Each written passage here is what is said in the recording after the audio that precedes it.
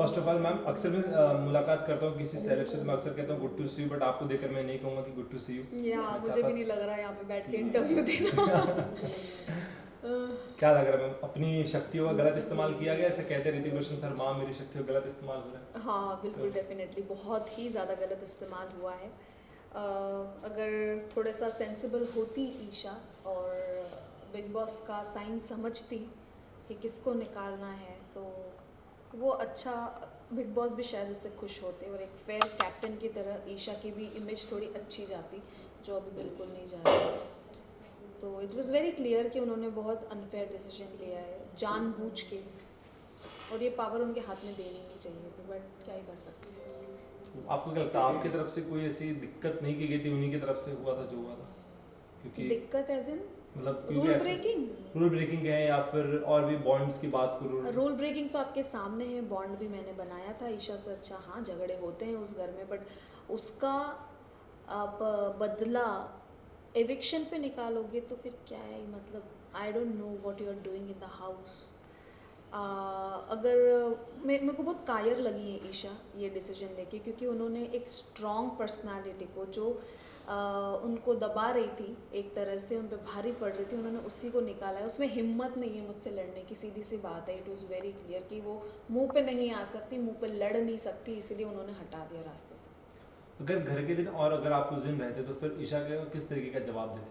मैं बहुत बहुत गंदा जवाब देती, ईंट का जवाब पत्थर से देती मैं, और मैं छोड़ती नहीं, मैं किसी को नहीं छोड़ती। अगर घर की थीम की बात करूँ, दिल दिमाग और दम, क्या लगता है इन तीनों में कौन नहीं बैठता? इन तीनों में कौन नहीं बैठता? जो आ गया हो, मतलब ये तीनों के अलावा एक इंसान हो घर में कोई जिसके पास तीनों नहीं है, ना दिल है, दिमाग है, ना दम है। औरा, आई थिंक उसको कुछ भी समझ नहीं आता। इज सो मतलब innocent to be in the house, और language barrier first of all, वो तो समझ के ही बाहर है उसकी चीज़ें, तो फिर वो तो कहीं भी नहीं बैठता एक्चुअली। विकी को लेकर आपकी क्या राय है मैम? क्या ही राय दूँ उनको छोड़ो अभी और मेरी राय के लायक नहीं है। एंड अंकिता? फेक इंसान है बहुत ज़्यादा, बहुत नेगेटिव पर्सन है।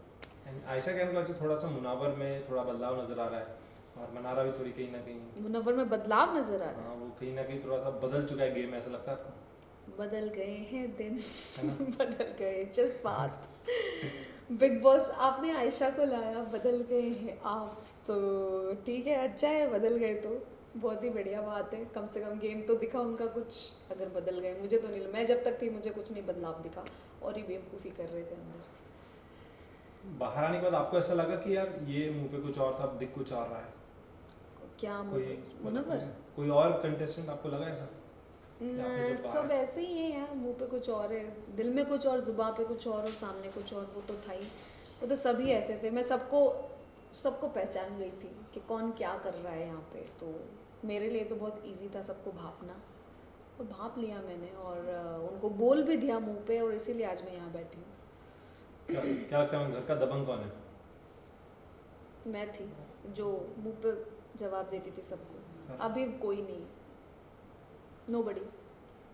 एंड घर में ऐसा कौन है जो सिर्फ आशिकी करने आया है? मुनव्वर।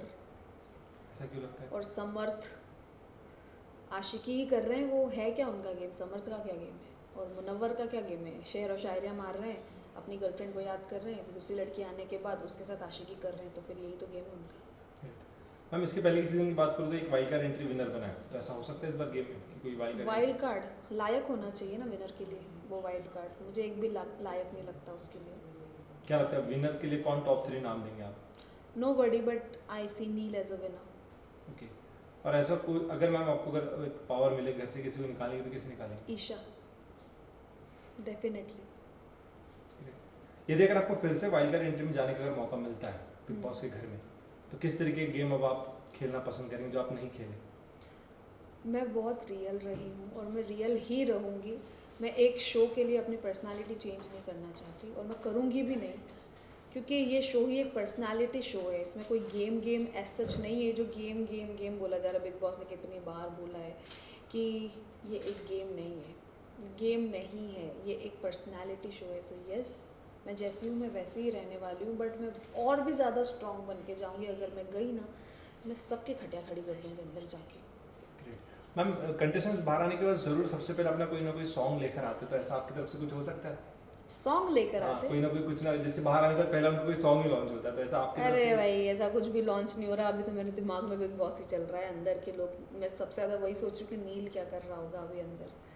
मैंने देखा नहीं है अभी तक, जस्ट एक एपिसोड का एंड जो डिसीजन था वही देखा है मैंने, और लाइव भी नहीं देखा मैंने। मुझे देखना है कि नील क्या कर रहा है अंदर, he must be worried about me, और मुझे भी चिंता हो रही है उसकी कि वो क्या फील कर रहा होगा, कैसे क्या होगा अंदर उसके साथ। सो जब आपको पता चला कि आप घर से निकल रहे हो, तो सबसे पहला ख्याल क्या आया दिमाग में?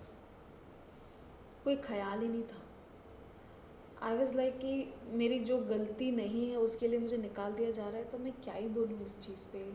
इट वॉज वेरी क्लियर, और I walked out very gracefully. Seriously मैं ऐसे हंसते हंसते बाहर आई हूँ, और मैंने टाइम ही नहीं लिया वहाँ पे रुकने का। So I am so proud of my self कि यार great. Any last message to your friends, families, fans, नील्स, एनीवन? यस, मैसेज यही है कि गाइस आपने मुझे बहुत ज़्यादा सपोर्ट दिया है, बहुत प्यार दिया है, और मैं आपसे यही रिक्वेस्ट करूँगी कि नील अंदर है, आप मैं तो बाहर आ गई हूँ, उसको बहुत सपोर्ट कीजिए, प्लीज़ प्लीज़ प्लीज़ नील को सपोर्ट करो, क्योंकि he need your support, just make him win. Thank you. Great, thank you so much ma'am. Thank you.